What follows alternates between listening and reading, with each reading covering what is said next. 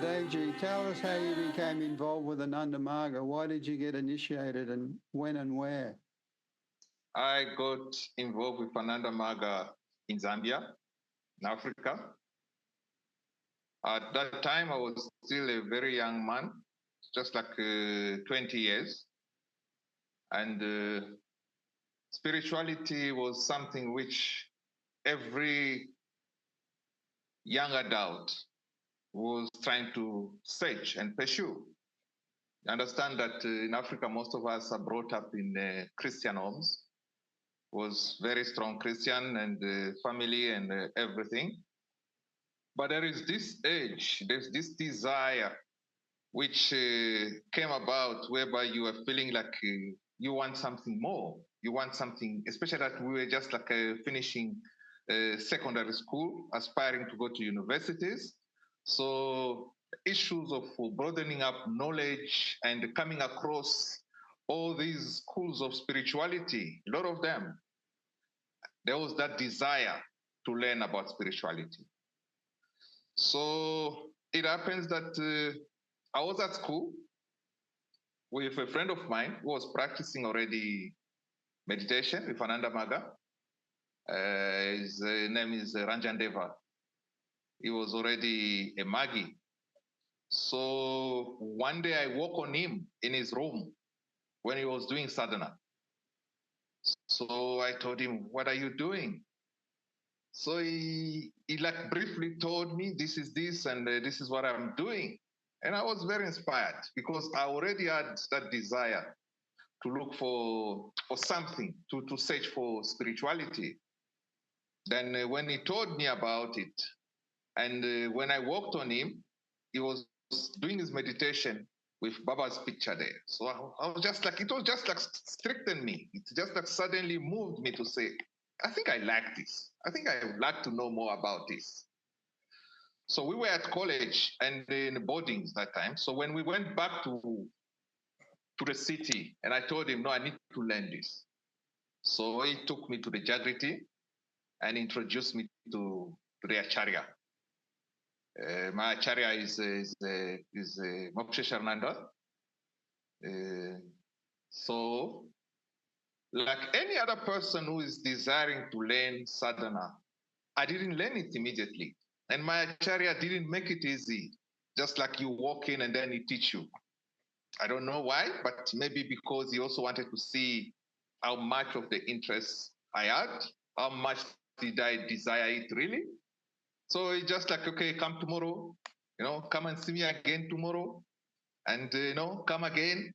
So I did that. While I was doing that, of course, as a young person, some frustration. We're like, what is this fun doing? Why is he coming? I come tomorrow, then I come again. Then finally, one day, okay, he called me and he gave me initiation. So when he gave me initiation, I started practicing sadhana. Now you need to understand the shift of a person brought up in this religious Christian family and beginning to start now practicing sadhana. Those were like early challenges to try and adjust. And in a few months from initiation, I actually chose to go and live at the Jagrti. So I was incorporated as an LFT, a local full-timer. So that actually speed up a lot on my knowledge of Ananda Marga, because people are very religious, and it's not very easy to embrace spirituality, which look like it's really an Hindu kind of practice. So people embrace or know about Ananda Marga through the relief activity and through the school, because we're running a school as well at the Jagrti, which I, of course, took over to start managing as a local LFT. So those were the thing that like stabilized me into Ananda Marga. and brought me to the level of commitment where I continue as an LFT. I was able to go even and become an LFT in South Africa by a very strange occurrence, because when I was a LFT, after maybe a year or two being a LFT, I decided I wanted to be an Acarya. I said I want to be an Acarya.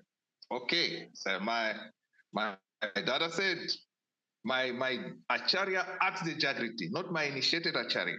My Acarya was living at the Jagrti. He said, okay, we're going to prepare you. You're going to go to Nairobi, because as for Africa, the center was, the MG quota is in Nairobi. So you have to go to Nairobi so that you fly out to go for training. And from my country to go to Nairobi, you can actually go by train through Tanzania, and from Tanzania you go to Kenya. So I was prepared, and I went, packed my bags, and went to the train station. The train station is about 140 km, the one which goes to Tanzania. It's about 140 km from Lusaka, where I lived. So I had to go to Kapirimposhi, which is where the train starts from, to go to Tanzania. So I traveled. I went to that place to get a train to go to Kenya. But the day that I arrived to go for that train to go to Tanzania, there was a strike. The train station was on strike, and the people were not working, and the train was not moving. So when I arrived and I realized that there would be no train that day, I went back. I went back to Lusaka, and I went back to the Jagrti.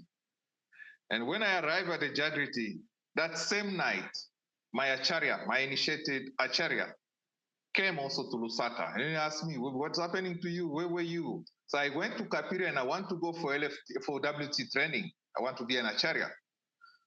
Then it's okay, since the train has missed, let's go first to South Africa, because South Africa was his posting. Let's go to South Africa.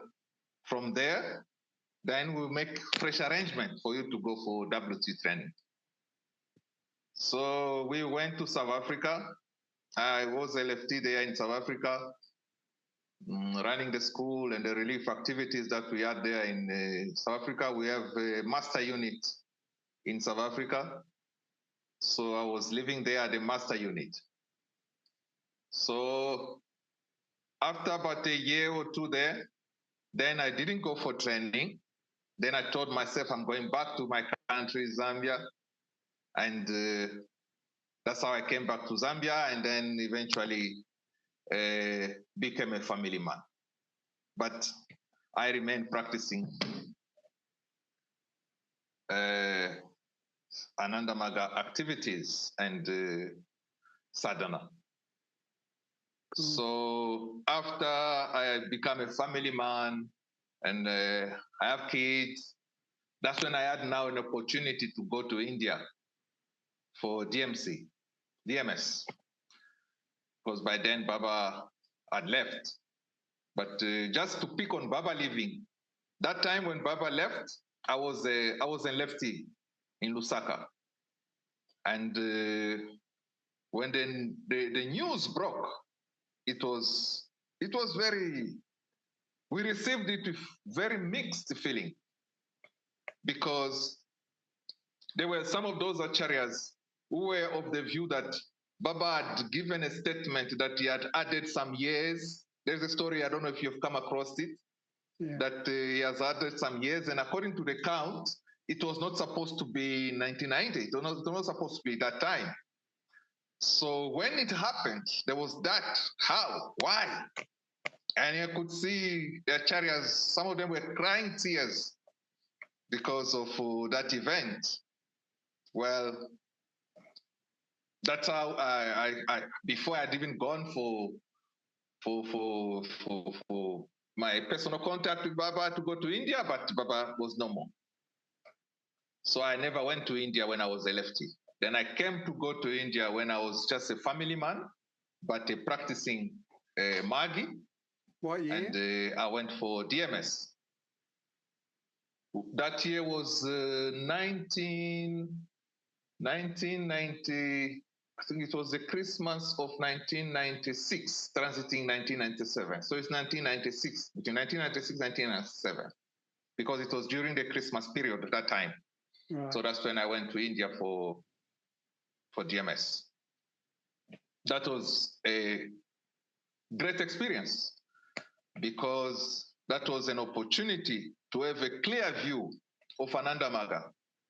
I believe for many people, when you are in your local country, you may not have a clear image of the global image of Ananda Marga. True. You may not understand how much of this movement that Baba started is already caught fire and it's already moving, because you come across so many nationalities, you come across people of all sort of background, but you find yourself singing Sangha Chadvam. That to me was the highlight of my visit to India. Because when you start singing Sangha Chadvam, you really feel the Sangha Chadvam. You really feel the let's move together. It is so strong that everybody is engaged to it and everybody flows with it. That to me was a very good experience. And it gave me an image of knowing that out there, somebody is there. Margiis are there. Baba's work and Baba's philosophy is being practiced out there. And when I saw Ananda Naga and how that time the development of Ananda Naga, I don't know how it is now, but that time already it was something to marvel. It was something to really feel like the establishment of Baba's idea, master unit idea, school and Gurukul idea, and cooperative idea. All these ideas, you could see them like being implemented. And you could understand that these are feasible ideas, practical ideas, which can actually be done. So that was the experience with India. And of course, we had a chance to visit Baba's house in Calcutta, Rose Garden. We had a chance to be given a chance as foreign Margiis, given a chance to go to Baba's room and do sadhana there. What was that Very like? special experience. Pardon? What was it like doing sadhana in Baba's room? It was very unique. It was very special because personally, I felt like I was having personal contact with Baba. Because I told myself before I go into the room, I told myself, Baba is in that room. And actually made some resolution in my mind as exactly I'll do sadhana, but I will request also some things. I will say some things like, Baba, I need this, just remember I'm coming from a background of a Christian background, where we know that when you meet the Supreme has ability to do anything and everything you want. So that made me feel like, okay, in my mind, I will ask Baba some things. So we did sadhana in Baba's room, and I said what I had in my mind. And to be very frank, one of the things which I said, which I still keep as very personal, is still like standing with me up to now.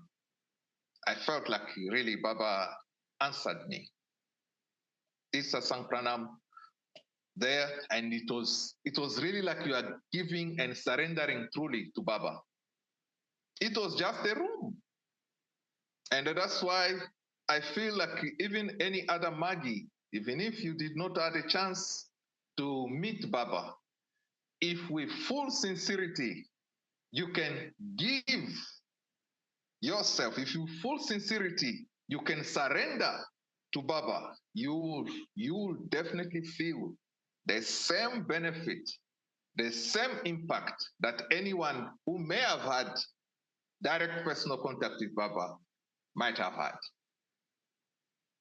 Because when you look at the setting up of a DMS or like a DMC when Baba was around, you may not have like the direct contact with Baba. There are so many people. You are all sitting, some of you very, very far from where Baba is. But what counts is your mental ability to be able to draw close and seek, and then you feel, you realize what is of this presence. Why am I trying to put some emphasis in these experiences? It's because I personally feel as humans, it is important for us to have time and again that reassurance, the reassurance that we are relating, we are connected to the Supreme Being. It is a very important feeling for us. Not only a feeling, but it's a very strong reality which may end up guiding and directing how we perceive and understand life. So that was a great experience in India, meeting different Margiis, connecting so many Margiis, singing kirtan in all sorts of tunes by different people. So that was another level of stability for me as a Margii. I continue up to now. I'm the representative of the organization in Zambia. Our school is still running, even though not as good, as best as we would love it to run. The school is still there, the Jagrti is still there. Margiis are around, scattered. And because we have not had an Acarya in Zambia for some time, it's been a bit tricky to mobilize the Margiis. And our country, Zambia, has had a bit of a negative effect of spirituality, especially like yoga, because at one time, when we were having our political wave, after that wave of the perestroika and the democracy was like sweeping all across the world, our country also went through that to seek change and bring about democracy in a political sphere. But at that transition time, the former president, our founding president, Dr. Kaunda, who is our founding president, had a strong relation with this, the Maharishi. I don't know if you've heard of them. Maharishi Maharaj, they teach yoga as well and meditation. PM. And that relation with the former president was used by the other camp of our political sphere to portray that our former president was bringing in some foreign god, some foreign knowledge, some foreign, religious denomination. And that was painted as to be something very negative, which remained in the mind of the people. And which I feel up to now, it is affecting the ability to do prachar in the country. But we do appreciate by grace that we have had also some natural calamities like drought, where Ananda Marga came up, and Ananda Marga was the lead organization in offering relief activities in drought-stricken area, which improved our profile and started creating a different image of Ananda Marga. Remember, when you look at Ananda Marga and yoga, these are becoming like two fronts, which you cannot see at the same time. But for one who is inside, we know that Ananda Marga teaches yoga, which is just like a backbone of everything, but relief activities are part and parcel of the package. This one, I take it like it's a brilliance of Baba's approach on how to establish the organization. To me, Ananda Marga is very practical organization to the service of humanity, to the meeting of the needs of humanity. And these needs of humanity at every stage, at every scale, and at every place, they become very relevant if really one can tune or seek deep into Baba's ideas or Baba's philosophy. We'll be able to give a remedy to society, no matter what society. It is not just about relief activities. It is about education. It is about mental upliftment. It is about all-round aspect of humanity.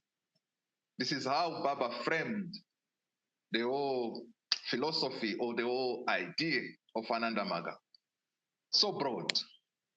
It's so broad. So these other side of Ananda Marga have become some of the things that we have used to be able to present yoga to people. And of course, people have become like knowledgeable now of the benefit of yoga, means asanas, to their health. So when Yoga for Health was published, that was like a good direction to set Ananda Marga, because we are like moving away from this Indian practice to a very scientific and practical practice, because in that book it is clearly explained the parallel, the alignment of yoga as asanas with the scientific makeup of a human being. So those are some of the things which have helped us to even sometimes be bold enough to go and have a seminar at university or higher institution, because we know we can teach them, we could teach them asanas and explains the effect of asanas on the human body, and explaining it through science, which most educated people have come like to know. So that created another level of relationship, because we had people who could come even to the Jagrti just for asanas. And I think as a Margii, we need to try and draw a margin and understand how we present Ananda Marga. Because many times outside the Indian society, when you present Ananda Marga as a practice in terms of meditation and all that goes with our process of a Dhamma chakra, there are a lot of people can still not relate easily with that, because it's look like a foreign practice. But if we can present Ananda Marga as a yoga society where we are teaching people how they can improve their health, how they can manage stress, how they can improve nutrition. You know, now everybody is becoming conscious of the relationship of nutrition and health. So we have the best nutrition knowledge with vegetarianism as to how much it is so good for the people. And even for people who are not able to understand it, now doctors are talking about it. Now learned people are talking about it. And most people are coming to understand of how good the diet is and how important it is for your health. Many practice of Ananda Marga, they are now falling into place with science, which people have taken like a standard as to be able to to accept ideas. So these have been very, very important times where now society is opening up and the people are opening up. We have seen of how when you start speaking as a proudist, you want to speak about proud without even mentioning the name proud, you will be able to be understood that you are talking about a system of governance which can benefit the people, which has a strong base in terms of moral standing on how to govern people. So if we go by talking about proud as a political philosophy, easily many people will try and crash and, or resist. But as for Baba, the way things ought to be done is to practice. Practice. Can we show that a Proudistic idea is more acceptable in our society? When we do this, how does it help the people? How does it elevate the suffering of the people? How does it improve the lives of the people? These are some of the things that we may silently introduce into society without really trying to run with the banner. Ananda Marga, I got my second lesson. If we in Ananda Marga, you know what is the second lesson. Now, the second lesson, we practice it every time. So in my dream, I was confronted with a situation that I felt it was overcoming me in my dream. And I repeated the second lesson. I used the second lesson to try and get relief from what was confronting me in my dream. And it was not going. It was not, it was too heavy on me. So in my dream, I saw Baba telling me, no. Don't say that. Say this. He changed my Guru mantra. He changed my second lesson mantra. And I was taught something else, and that's what I say. And up to now, I feel like I have two, and I just keep it like that. Very good. Yeah, Baba's blessing. Yeah. Okay, Yeah. Mahadevji, I think that's a good way to finish. Thank you for sharing your experiences. Namaskar. Namaskar.